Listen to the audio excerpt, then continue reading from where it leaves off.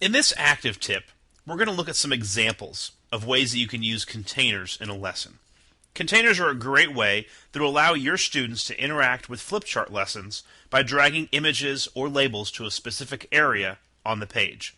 If you're not sure how to make a container, go to Promethean Planet and search for active tips on how to create containers using objects or keywords, or go to Active Learning for a how-to tutorial. Let's start out by showing some examples of how you can use these containers in a lesson. Now here's an activity where we have empty labels that have been set up for the diagram. At the bottom of the page, individual text objects have been created. Each label will only stick in the correct spot. So if I take equator and put it in the wrong spot, it's going to kick back. But if I put it in the right spot,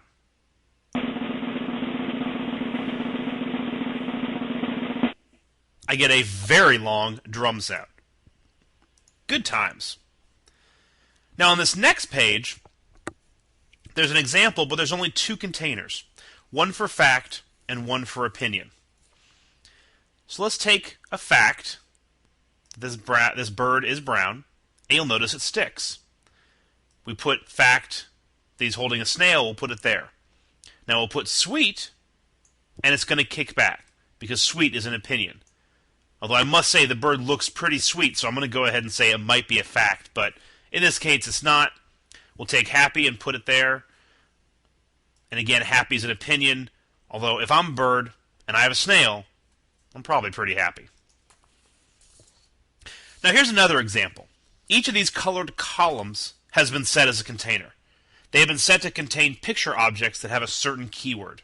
And all the picture objects are back here behind the magic hat. So if I take out the word clock, I get not a long drum sound, but a very short whistle, if I put it in the correct place. Now if I take fish and I put it in the wrong place, it's going to kick back. But if I put it in the right place, I'm going to get a kid mocking me. No, I'll get a happy laugh. Put truck in the right place. So I can have different reward sounds for different containers. A cool idea that you can do with a lesson like this is have your students call out the word to hear the sound to help the ones who are up at the board doing this lesson. Now here's another example of a container where each one only matches a specific object. So if I take bat and I put it in dog, it's going to kick back. But if I put it in bat, it's going to stay there. And then rat, again, has a reward sound. One of the few times you'll hear people cheering for a rat. Here's one more example.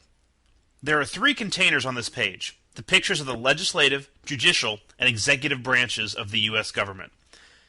There's 5 labels or containees, and I can drag them on top of the object to put the right answer. So if I take Congress and put an executive, it's going to kick back, but I've turned these images into containers.